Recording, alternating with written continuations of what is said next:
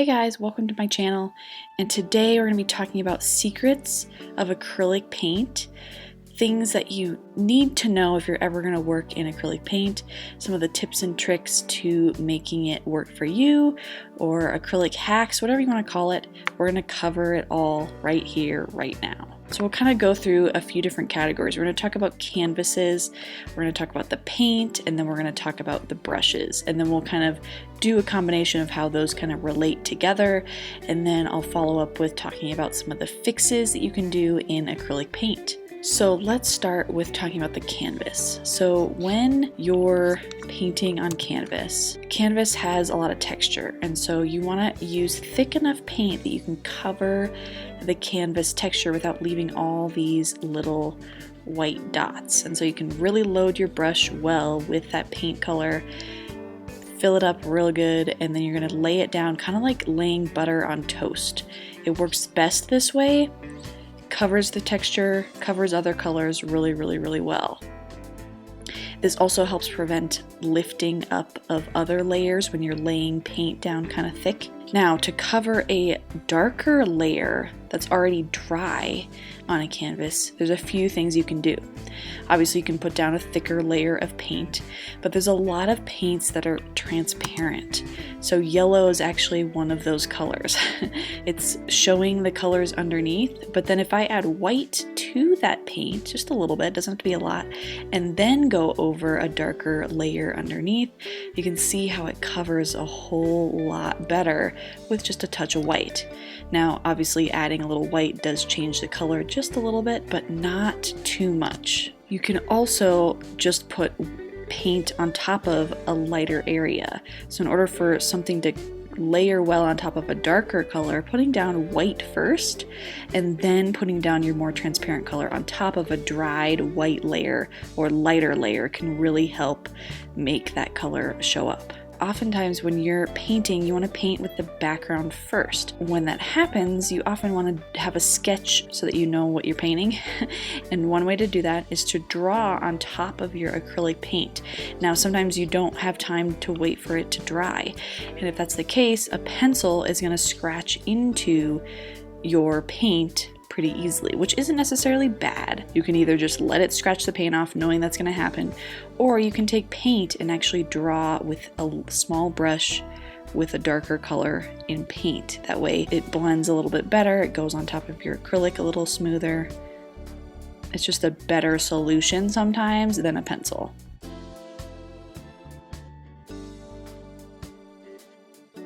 You have to be a little careful with this though, because obviously you have put another color on your canvas that you may have to cover up, or if you don't stay within your lines when painting colors later, you might have to go back and touch up these lines so that they don't show, but it is definitely a handy trick.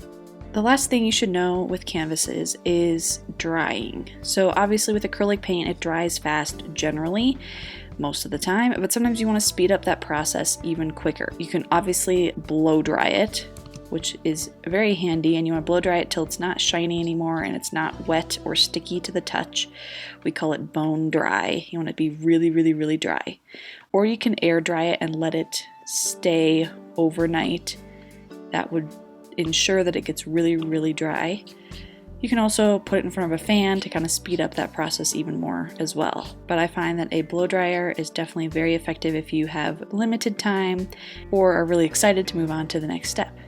Now let's move on to talking about the paint itself. Acrylic dries pretty fast, and so in order to kind of keep it fresh, there's a few different tricks to do. If you're working quickly and your paint is just getting a little bit tacky on your palette, just adding a little splash of water every now and again onto each pile of paint can be enough to just keep it fresh and soft. You can also cover it with plastic wrap to keep it fresher for longer after putting a little bit of water or spraying the whole palette with a little bit of water. And then of course, just making sure your brush has enough water on it when you're mixing with paint. Not too much though, otherwise it'll be way too inky. I've also heard that you can put a wet paper towel on a palette, cover that with plastic wrap, then put your paint on that.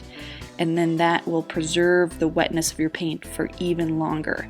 Possibly throwing it in the refrigerator for a little bit can also keep your paint wet. Another thing that can happen when mixing paint is sometimes you mix way too much of a color that's not the color you want. If you keep adding colors to it to make it the color you want but it's not changing, you're just making a big pile of unwanted paint. As you can see here, I grabbed that sort of brownish color. I wanted it more red, but it wasn't going more red because the black and the blue were really overpowering that brown. And so I took a little bit of it off to the side, added more red, and now it's the color I want. Another thing that's helpful in acrylic is to keep your palette kind of clean. So obviously the more colors you mix, the more your palette's going to get covered in colors. And that's not a bad thing, but you need to realize at some point that you probably need to switch out your palette. I'm going to completely switch it over to a fresh, clean palette. I can always scrape off big piles of untouched clean paint off the old palette and place it on the new palette if I need to save paint. Now I can start afresh. When squeezing out paint, you really don't need that much. A little goes a long way. I personally like to save as much paint as possible, so I try to just squeeze out as little as possible because I know I can always add more. And it's good practice for mixing the colors you want over and over again if you run out. It's better to have to make more than it is to throw a whole palette full of paint away. When setting up your palette, you also want to think about putting like colors next to each other. Warmer colors together, lighter colors together, darker colors together, and so on. Now let's talk about blending. There's some tricks to blending two different colors together. So I'm going to show you here how to put down one color and blend it to another color. So I'm going to prep two different colors here, kind of a green, dark green, and then a pink color. Red and white together. Mix those around, get my paint colors ready before I'm planning to blend them. I can dip into one color, mix it around, put it on one side of my canvas where I want the red or pink to go, bring it down farther than I think I want it, clean off my brush, go into my next color, and blend that in the opposite direction. And then when they get close, they're still wet enough, I've worked fast enough that right in the middle I can brush over back and forth between the two, and my brush with both colors will kind of blend those two together in a nice gradient. I can always rinse off my brush, go in one direction, clean it off again, go in the other direction until they're well blended.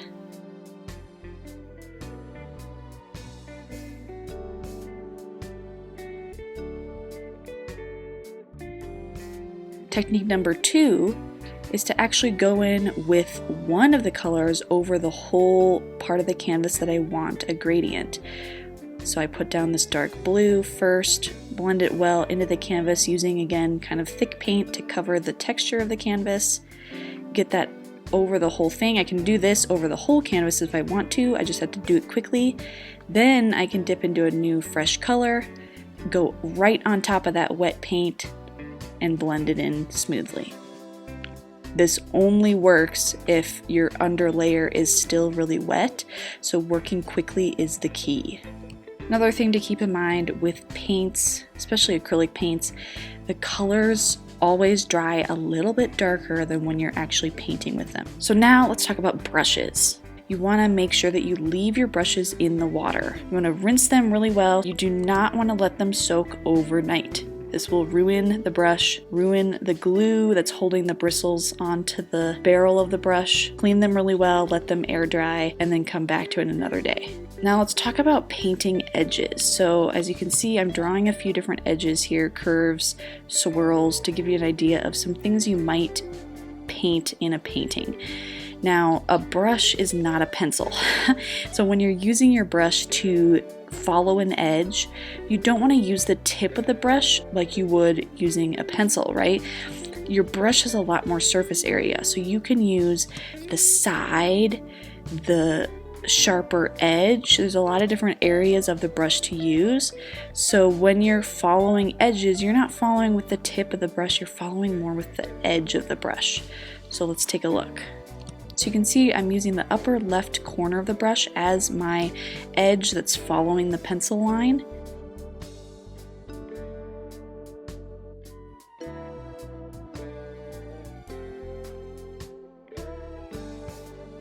I can use the flat edge of the brush to also follow an edge and then flatten that out to then use, again, the left upper corner. This is really handy for curves, straight lines, any edges that you need to be precise with. Holding your brush above your painting or in front of your painting is better than holding it to the side, because you want to have full control over those bristles. It's good practice to get used to the floppiness of the bristles of a brush, because it is very different than a pencil, where the pencil tip is nice and firm so that you are able to control it the way you want to. A brush can be unpredictable at times if you're not used to painting with a brush.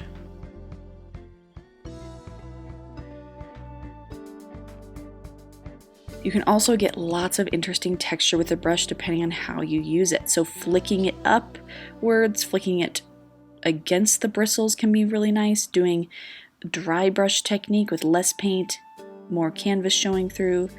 All of these things can add a lot of interesting texture to your paintings just by manipulating the brush differently.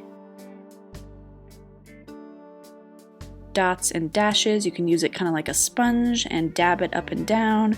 There's just a lot of fun things you can do with a brush. Different sizes and different shapes will give you different results. Now, last but not least, let's talk about some fixes. Let's say you made a mistake in your painting and you want to fix it. You noticed it right away and you want to change it. This is fairly easy. Take a paper towel, a little bit of water on it, and wipe it all the way off. Now, a problem with this is that if your layers underneath are still fresh, they might feel dry to the touch, but if you just painted it within the hour, it's still going to be quite fresh, maybe kind of tacky. And so if you take a wet paper towel to it, it's going to wipe off all the layers or some of the layers underneath what you intended to fix. In this case, I'm showing a painting. This canvas is covered with a painting that's completely dry. It's been dry for months, and I painted the yellow and the pink over it in this video, and you can see that if I rub it really hard, it'll still rub off that pink, but it won't rub off the under layers.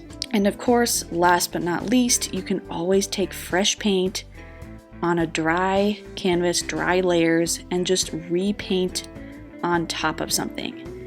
Using the trick that if you're painting on top of a darker color and you're putting a lighter color on top, you need to use some white or put a fresh white layer on top of it and then put the color over it when it's dry. But you can quite easily fix mistakes in acrylic by just painting over something. So thanks for watching, guys. I hope you found this helpful. These are all kind of the tips and tricks that I use in acrylic, kind of like acrylic hacks, if you will, to make your acrylic painting process way more fun, way easier, way less intimidating for you in your acrylic painting process. So give this video a like, subscribe if you haven't already, and hit the little bell. I continue to do art content just like this for you.